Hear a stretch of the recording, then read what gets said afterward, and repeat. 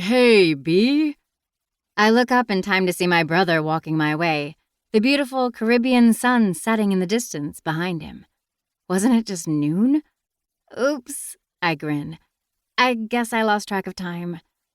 Aries' shoulders shake as he silently laughs at me, not at all surprised. Pretty sure I've never been on time for anything in my life. He looks down at my note cards and shakes his head. We're leaving tomorrow night. Are you going to spend the entire time studying?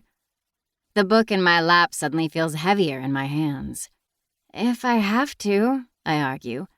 I told you this was my plan when Lennon offered us the villa. I take the boards in 3 weeks. I want to make sure I'm ready, or I'll have spent the last 2 years getting my master's in nursing for nothing. You could take the test today and you'd nail it. You know that, right? Looks less than impressed when I don't answer. Are you coming with us to dinner? Dinner? When was the last time I ate? As if on cue, my stomach growls. Luckily, Aries is too far away to notice. I hold up the stack of note cards and my favorite pen. Thanks, but I've got another few chapters I want to get through tonight. Come on, Bellamy, you're supposed to be on vacation and you've got to eat something. He pushes sweetly. Ever my protector. Live a little. The note cards will be there tomorrow, I promise.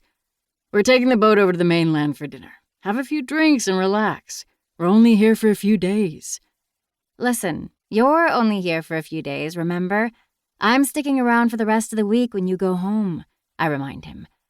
I've worked too hard to get here to stop now. 2 more weeks to go.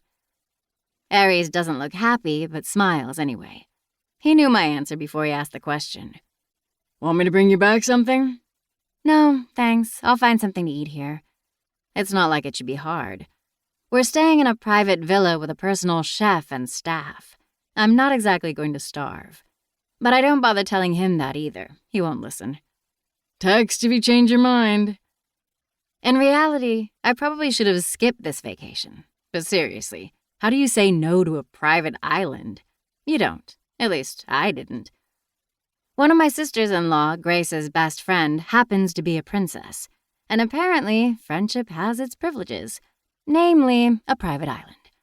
So when Gracie and Aries asked if I wanted to join them and their kids for a quick getaway, and Lennon told me I could stick around for an extra week and study in peace and quiet, I packed up all my study materials and decided I could bury my head in my notes in a bikini on a white sand beach with bright turquoise water as easily as I could at home.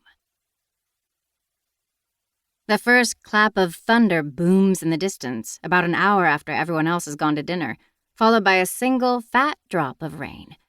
Then, almost in slow motion, another drop falls, hitting the center of my open book. I scramble to gather my things and drop half of it in the process. My highlighters go flying as I jump up, managing to catch my headphones as they fall from my ears before they hit the sound, and rush back to the villa just in time to see a bolt of lightning strike the dock where a boat I hadn't noticed before is already pulling away. Well, damn. Guess we're going to need another way off the island. What the hell? I throw a book as I spin around screaming and manage to hit the sexiest man I've ever seen on the forehead with a fat textbook.